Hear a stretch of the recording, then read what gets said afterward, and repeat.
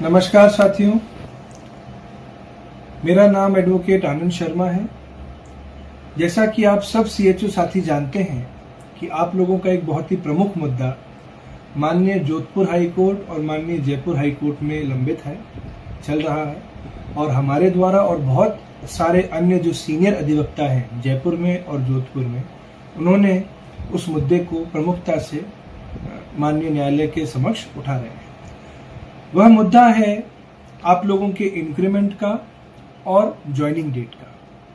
ये जो प्रमुख मुद्दा है इंक्रीमेंट का और ज्वाइनिंग डेट का, ये मुद्दा माननीय न्यायालय में दोनों जगह जोधपुर में और जयपुर में चल रहा है और मैक्सिमम फाइल जितनी भी हमने लगाई थी इस मुद्दे के ऊपर, उसमें नोटिस इशू हो चुके हैं और सरकार के जवाब का इंतजार है। इस दौरान सरकार को 2-3 बार कोर्ट ने स्ट्रिक्ट हिदायत भी दी है कि आप जल्द से जल्द इसमें जवाब पेश करें और सरकार भी तत्पर है कि इसमें वो जवाब पेश करें। साथियों, दूसरा मुद्दा ये है कि जैसा आप सभी को पता है कि सीएसआर रूल्स के तहत 2022 मार्च के महीने में जो आपकी ज्वाइनिंग हुई थी, उस ज्वाइनिंग को ना मानते हुए सरकार ने आपको रीअपॉइंट किया उन्हीं रूल्स के तहत, जो कि बिल्कुल गलत है, न्याय से विसंगत है और संविधान के अनुच्छेदों के बिल्कुल अगेंस्ट है। इसी मुद्दे के ऊपर हमने माननीय न्यायालय के समक्ष ये मुद्दा उठाया कि ज्वाइनिंग एक बार कराने के बाद आप उस व्यक्ति को रीअपॉइंट नहीं कर सकते और जब पहले वाली ज्वाइनिंग रूल्स के तहत हुई है, कॉन्ट्रैक्चुअल रूल्स के तहत हुई है, तो बाद वाली रूल्स दोबारा कॉन्ट्रैक्चुअल रूल्स के तहत नहीं हो सकती। ये असंभव चीज है। बहुत सारे सुप्रीम कोर्ट के इसमें जजमेंट्स हैं, इसमें एक क्लियर कह रखा है कि एक ही रूल्स में 2 बार ज्वाइनिंग नहीं हो सकती। तो ये एक स्पष्ट चीज है कि आप लोगों की ज्वाइनिंग 2022 मार्च के महीने से ही मानी जाएगी, पहली चीज। दूसरा मुद्दा जो आपका एक बहुत ही ज्यादा प्रमुख और महत्वपूर्ण मुद्दा है, वो है कि आपको परमानेंट कैसे किया जाए। तो कॉन्ट्रैक्चुअल हायरिंग रूल्स में जो 5 साल कॉन्ट्रैक्ट की जॉब करने के बाद स्क्रीनिंग का प्रावधान था, उस प्रावधान को आप लोगों के लीडर्स, बहुत सारे लीडर्स हैं जैसे भरत बेनीवाल जी हैं और भी बहुत अन्य लीडर्स हैं, उन्होंने मिलके इस चीज को 5 साल से 3 वर्ष अभी कुछ दिन पहले ही अप्रूव हुआ है इन प्रिंसिपल। पहले इसकी बातचीत चल रही थी पर उसका अप्रूवल अभी थोड़े दिन पहले ही हुआ है। तो जैसा कि आप सभी साथियों को पता है कि अलग अलग डिपार्टमेंट से ये लोग स्क्रीनिंग के लिए कैंडिडेट्स के नाम मांग रहे हैं।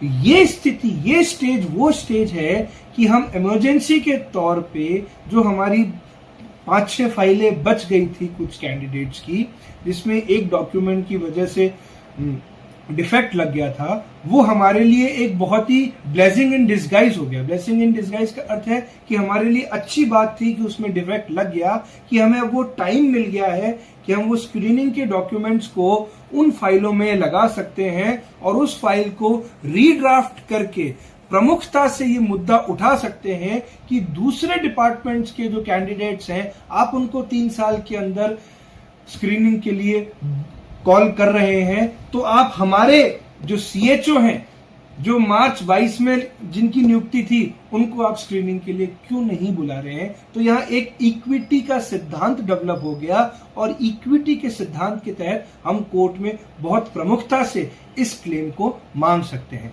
साथ ही साथ जब आपके 3 साल कंप्लीट हो गए हैं, तो जो लॉयल्टी बोनस का मुद्दा है, जो भी आपके लीडर्स ने उठा रखा है, उसको भी हम हमारी फाइल में इनकॉर्पोरेट कर रहे हैं। तो साथियों, प्लीज आप लोग इस चीज के ऊपर विशेषता से ध्यान दें कि ये जो केस है, ये रेगुलराइजेशन का केस है, बहुत महत्वपूर्ण केस है। किसी भी एक सिंगल व्यक्ति को सरकार को रेगुलराइज करने में पापड़ बेलने पड़ जाते हैं। यहाँ हजारों सीएचओज हैं जिनको रेगुलराइज करना है। आप जैसे जो 850 कैंडिडेट्स की दम पे बहुत सारे सीएचओज का लाभ हो सकता है। मैं आप सबसे ये प्रार्थना और आशा करता हूं कि ये जो बहुत महत्वपूर्ण टेक्निकल लीगली साउंड केस है, इसको राजनीतियों में न उलझाएं। आप लोगों के इंटरनल कुछ लोगों की जो आपस में राजनीतियां चल रही हैं कि मैं ऊपर आ जाऊं, कोई कह रहा है कि मैं ऊपर आ जाऊं, उस चीज के लिए इस केस को खराब ना करें, एक दूसरे की कोई बुराई ना करें, एक दूसरे का साथ दें। नेक्स्ट पॉइंट ये है कि ये जो केस है ये 4 से 5 सीनियर एडवोकेट्स जोधपुर में और जयपुर में लड़ रहे हैं। सिंगली हमारे पास ये केस नहीं है। हालांकि ये जो 4 से 5 सीनियर एडवोकेट्स हैं वो कोऑर्डिनेशन में हैं, सारे एक साथ लिंक्ड हैं, ताकि कोई भी कॉन्ट्रडिक्टरी आर्ग्यूमेंट ना तो जयपुर में करे ना जोधपुर में करे, और सबके आर्ग्यूमेंट्स सब्स्टिट्यूट होके, सप्लीमेंट होके एक साथ दोनों जगह प्रमुखता से मुद्दा उठ सके।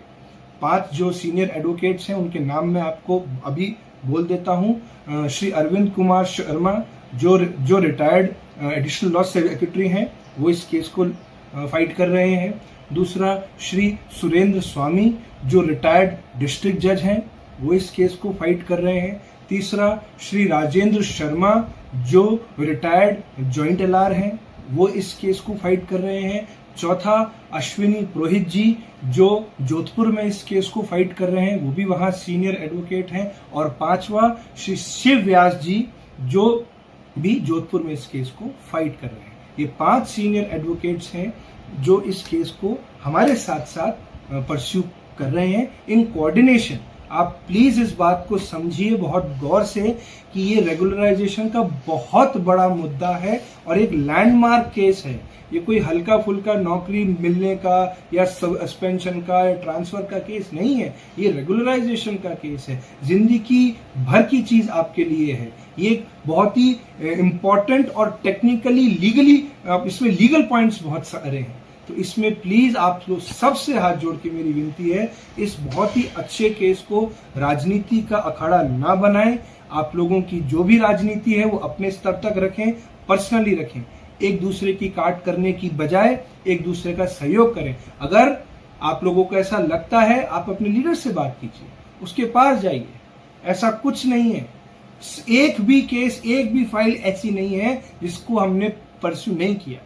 जिस फाइल में डिफेक्ट लगा है वो हमारा सौभाग्य था कि उसमें डिफेक्ट लग गया। अब हमें अपॉर्चुनिटी मिल गई है कि हम उसमें जो आप लोगों का केस, आप लोग क्या चाहते हो, रेगुलराइज होना ही तो चाहते हो ना, तो वो मुद्दा अब हमको मिल गया है उन 5 फाइलों में इनकॉर्पोरेट करने का। तो प्लीज आप लोग ये ध्यान रखिए कि बहुत प्रमुख मुद्दा है और इसको डिस्टर्ब ना करें। कि कुछ दिन पहले ही 3 साल का टर्म पीरियड करके स्क्रीनिंग के लिए कॉल होना स्टार्ट करा था सरकार ने। जैसे ही ये ऑर्डर आया और अप्रूवल हुआ, उसके अगले दिन ही भरत बेनीवाल जी और उनकी पूरी टीम मेरे पास आई थी। उन्होंने मेरे से ये पूरा मैटर डिस्कस किया था और उन्होंने मुझे ये तक कहा कि वकील साहब चाहे कुछ भी हो जाए, ये कैंडिडेट्स जो हैं ये रेगुलराइज होने चाहिए।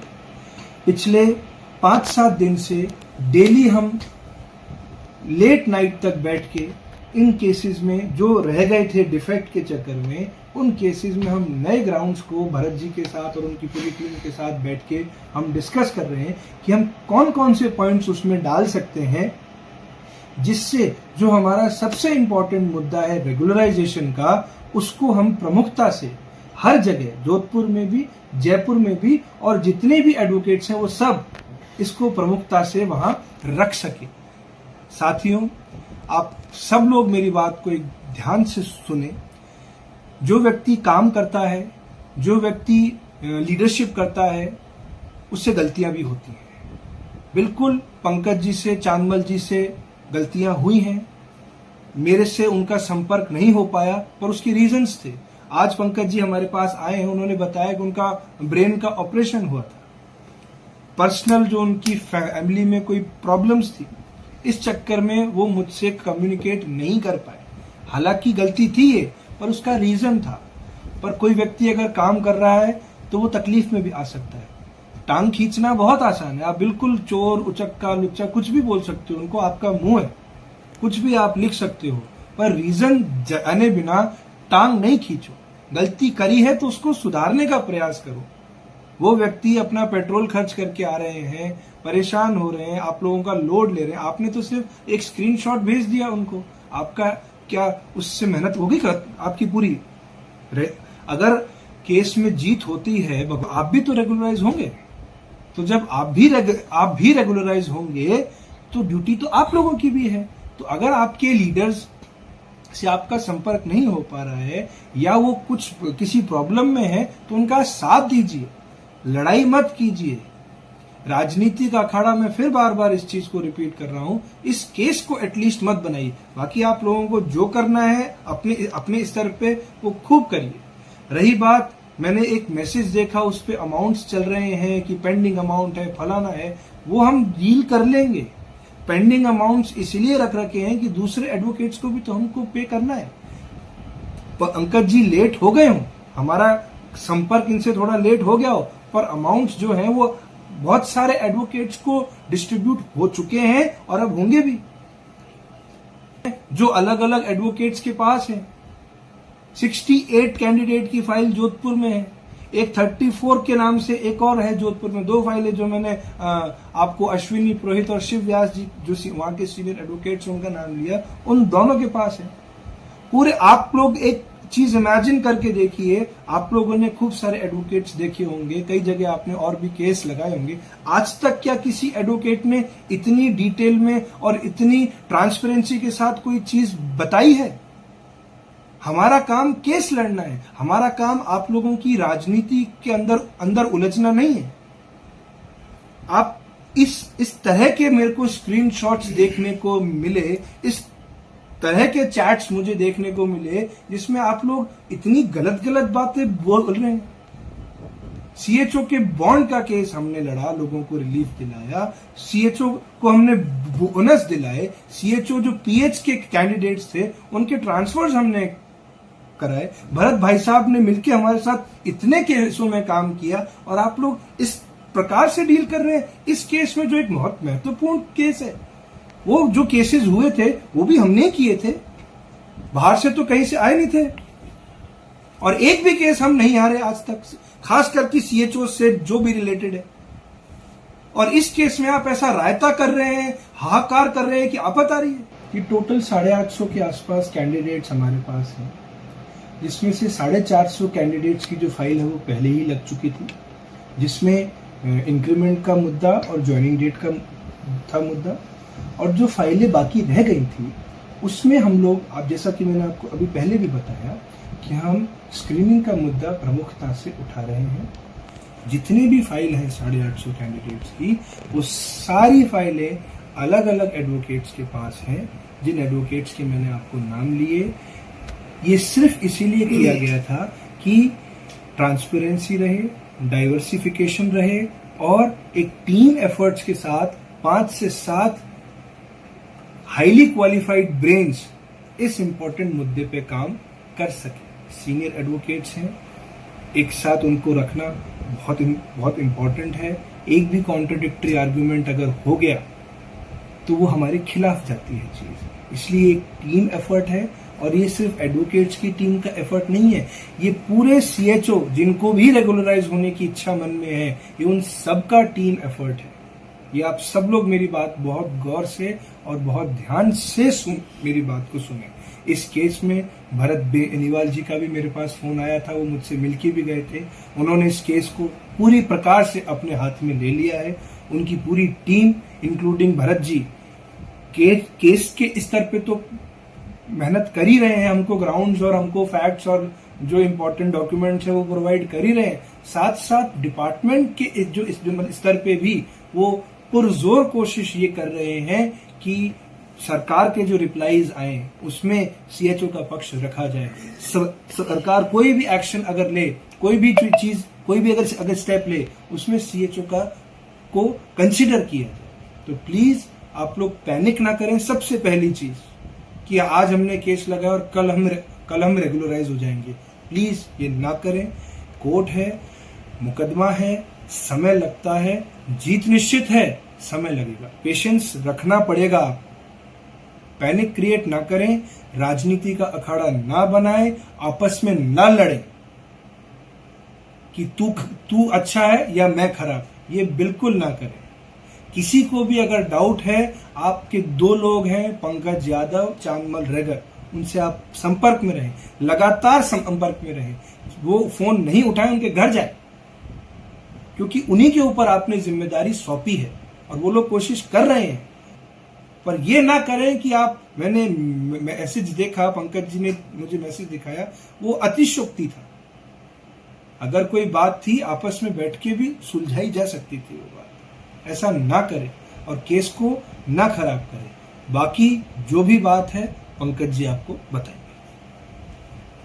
नमस्कार साथियों, वैसे तो आप सभी को पता ही होगा, वकील साहब ने सारी चीजें अपनी डिटेल में बता दी और मेरे हिसाब से इनके अलावा आपको जानने की जरूरत भी नहीं पड़ेगी। लेकिन फिर भी मैं आप सभी साथियों को बता दूं, कल जो अपने छोटे भाई दीपक जी द्वारा एक मैसेज बनाया गया था जो कि वकील साहब से मिलने आए थे, उसके बाद कुछ ऐसी बातें लिख दी गई जिसके लिए हम जिम्मेदार भी हैं, लेकिन कुछ ऐसी चीजें भी लिख दी गई जिसमें हम स्वयं जिम्मेदार ना मान के हम इस चीज को क्लियरिफाई नहीं कर पा रहे। क्योंकि जो हमारी वकील साहब के साथ डे 1 से हमने जो कार्य किया था, हमने जो फर्स्ट की 6 से 7 दिन मैंने और चांदमल जी ने और भरत भाई साहब ने, वैभव ने 5 दिन इस ऑफिस में बैठ के उन केसेस की फाइल जो तैयार की थी, रात दिन लाग के, उनका रिजल्ट आपको फर्स्ट और सेकंड हियरिंग में देख ही लिया था। कोर्ट ने नोटिस जारी कर दिया था जिसके अगेंस्ट अभी तक एनएचएम द्वारा या सरकारी वकील द्वारा कोई जवाब नहीं आया, जिसके लिए वापस से भी वकील साहब ने सारी चीजें उनको अवगत करवा दी न्यायालय द्वारा कि अगर ऐसे ही 2-3 बार अगर नहीं होता है तो फिर दूसरे प्रकार से लगाया जाएगा। इसी क्रम में जो कल मैसेज वायरल हुआ उसको लेके हम रात भर सभी पूरी टीम परेशान भी रही और जायज है आप सभी का परेशान होना, क्योंकि बीच में कुछ ऐसी परिस्थितियां मानना तो आपको सबको पता है कि मेरा सर्वाइकल स्पाइन का जो ऑपरेट हुआ था पिछले 2 महीने मैंने लगातार उससे सफर किया। उस दौरान भी मैं इस कंडीशन में भी वकील साहब के पास आया हूं 2 बार, जहां पे मैं गर्दन भी नहीं हिला सकता था, लेकिन हमने कार्य बंद नहीं किए। अब उस मिस कम्युनिकेशन की वजह से जो लास्ट में 5-6 फाइलों पे जो डिफेक्ट लगे थे, जो लास्ट में 413 कैंडिडेट है उनकी बातें कर रहे हैं, उसमें कुछ एक डॉक्यूमेंट्स की वजह से वो फाइलें रुक गई। जिस कम्युनिकेशन की मैं बात कर रहा हूं कि नहीं हो पा रहा था, तो चांदमल जी द्वारा भी कम्युनिकेशन हो रहा था, बट वो मैं नियर पढ़ता हूं इसलिए उन्होंने मेरे ऊपर भी छोड़ रखा था कि पंकज देख लेगा। इसी मैटर में जो एक मीटिंग रखी गई थी उसके बाद भी चांदमल जी यहाँ पे आए थे और रिगार्डिंग डॉक्यूमेंट्स भी बातें की थी और रिगार्डिंग डॉक्यूमेंट्स के हिसाब से उन्होंने मेरे से कुछ डॉक्यूमेंट्स भी मांगे थे जो कि आज मैंने पूर्ण रूप से प्रोवाइड भी कर दिए। अब उन डॉक्यूमेंट्स की बात आती है। अभी तक हम क्या चल रहे थे कि हमारा नियमितीकरण और इंक्रीमेंट को लेकर चल रहे थे, लेकिन एज पर जो 5-7-10 दिन पहले जो लेटर आया 3 इयर्स के बाद स्क्रीनिंग के लिए, और सभी एनएचएम द्वारा सभी सीएमएचओज को लेटर भी भेजा गया है कि स्क्रीनिंग प्रक्रिया हेतु सभी पदों के लिए वो नाम मांगे गए हैं कि कौन से पद को क्या करना है। उसी क्रम में सीएचओ का नाम है कि नहीं है, ये पूरा असमंजस चल रहा है। अभी तक ना हमें पता, ना एनएचएम को पता, ना हमने जिस तरीके से हमने बात करी है उससे इस चीज से किसी को कोई लेना देना नहीं, ना आज तक पता नहीं है कि सीएचओ का नाम भी जा रहा है। अब हम उस मुद्दे को, जो डिफेक्ट फाइलें हैं, अभी मैंने सर को बताया कि हम इसमें एक चीजें और भी ऐड करेंगे। पहला तो हमारा जो 3 इयर्स के बाद स्क्रीनिंग का पार्ट है वो अब इसको हम पुरजोर तरीके से उठा सकते हैं, क्योंकि नाम आया कि नहीं आया, अगर आया है तो हम उसको भी रख सकते हैं, नहीं आया तो उसके कारण भी रख सकते हैं।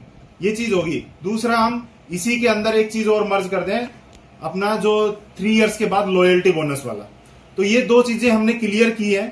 रही बात पेमेंट्स के रिगार्डिंग, जो मैसेज आया था इतना बड़ा कि 413 कैंडिडेट्स हैं, इनके 4,13,000 हो गए, अभी तक पंकज जी ने पैसा नहीं दिया, ये नहीं दिया, वो नहीं दिया। तो भाई साहब कोई तो कारण रहा होगा पैसा ना देने का, क्योंकि हमने सिर्फ वकील साहब ही नहीं कर रखे, हमारे पास और भी वकील हैं। लगभग हमने 65 to 75% अमाउंट हमने पे कर रखा है। जो पेंडिंग है वो एज पर इनके अकॉर्डिंग होता रहेगा। अभी जो हमने लॉयल्टी बोनस प्लस इसमें स्क्रीनिंग वाले पार्ट्स में है कि और वकीलों से भी तो काम करवाना है। ऐसे थोड़ी है कि आज एक साथ हमने डे 1 पे पूरा पेमेंट कर दिया, बात खत्म होगी। अब ये डिफेक्ट लग गया तो इनका पैसा कौन भुगतेगा? वापस से पूरा प्रोसेस होगा। तो पेमेंट की रिगार्डिंग मेरे हिसाब से आज तक ना मैं 1 रुपया आप सभी का लिया है, और जो बातें लिख रहे हैं ना कि खा गए, ये खा गए, भरत बेनीवाल का भी नाम कर दिया कि वो भी इन्वॉल्व है। वकील साहब तो है ही है, भरत बेनीवाल को भी कर दिया, फेडरेशन को भी बदनाम कर दिया। तो भाई ऐसी मंशा नहीं रखो, पंकज को बदनाम करना है कर दीजिए, नो इश्यू।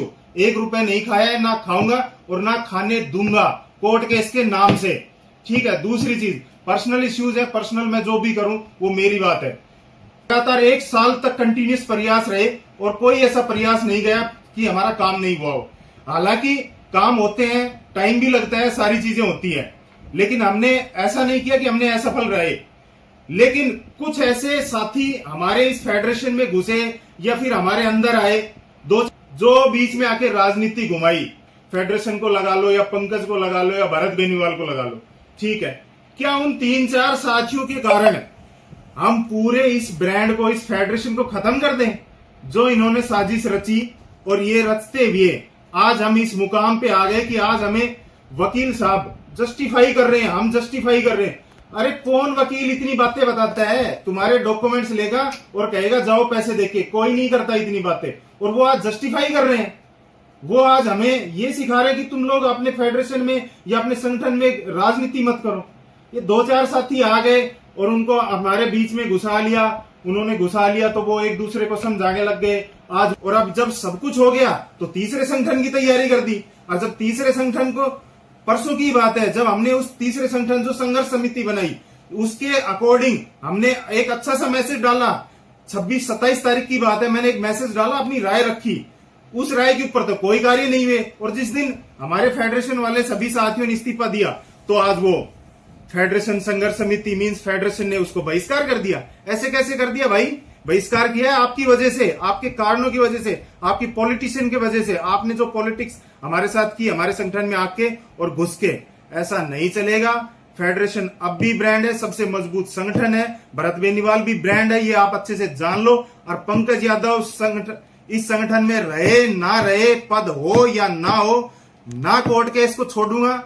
आप सभी का पैसा सेफ है, वकील साहब के पास भी जा चुका है, कुछ हमारे पास है, वो भी एज पर रिपोर्ट्स, जो एज पर हमारा केस चलता रहेगा उसका प्रकार चलता रहेगा। इसमें जो भी हमारे साथी हैं, मैं ये नहीं कहता कि चांदमल जी ने ये कर दिया, दीपक ने ये कर दिया, मैं किसी पे कोई आरोप नहीं लगा रहा, सब अपने भाई हैं। समय आता है सबको सब समझ में आ जाएगा। फेडरेशन सिर्फ राजस्थान का नहीं, पूरे भारत का फेडरेशन है, और आप सभी अच्छे भली भांति इस चीज को जानते भी हैं। तो इसीलिए मैं सभी साथियों से हाथ जोड़कर निवेदन करता हूं, जिस प्रकार हम आज इस केस को आगे लेके चल रहे हैं, मैं गारंटी के साथ कहता हूं टाइम लगेगा, कितना लगेगा वो वकील साहब ने बता दिया है, लेकिन हम हार नहीं मानेंगे, ना हम हारेंगे। केस इतना मजबूत है, ना हम इसमें अविजय हो सकते। इसी क्रम में लगातार हमारे प्रयास आगे भी जारी रहते रहेंगे, और ये जो मैदान जो हमने पकड़ा है इसको हम ऐसे छोड़ने वाले नहीं है। बाकी भरत बेनीवाल भाई साहब से मैं उनको भी बहुत बहुत आभार व्यक्त करता हूं, जिन्होंने लगातार हमारे सीएचओ के हित में कार्य करते रहे, और आज के दिन भी आप सभी के साथ खड़े हैं, फेडरेशन के साथ खड़े हैं, जो संरक्षक के रूप में आप सभी जानते ही हैं। और इस प्रकार की भावना नहीं रखें कि हम बेकार हैं या फेडरेशन बेकार है या कोई और बेकार है। जो काम करता है उस पर उंगलियां उठती हैं, ये बात आप माइंड में रख लेना। साथियों, अगर पंकज यादव इतना ही गलत होता तो आज यहां बैठ के अपना क्लियरिफिकेशन नहीं दे रहा होता। तो इस चीज को आप समझे। अगर किसी का पैसा ही खाना होता, किसी का ऐसे ही छुप के मेरे को भागना होता, तो मैं कब का भाग जाता।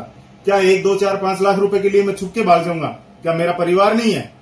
तो इन चीजों को मत लो यार अपने ऊपर, और ना मेरे ऊपर डालो ये सारी चीजें। ये पैसा दिया है आपने, अपने लिए दिया है, ठीक है, आप सभी का पैसा है वो। इसीलिए मैं आप सभी से निवेदन कर रहा हूं, इन चीजों को छोड़ो। और भविष्य के लिए मैं बता दूं, संघर्ष जारी रहेगा। संघर्ष में कोई कमी आती है, चाहे वो पद हो ना हो, पंकज यादव पहले भी ऐसे ही काम करता है और अब भी ऐसे ही करेगा। Thank you.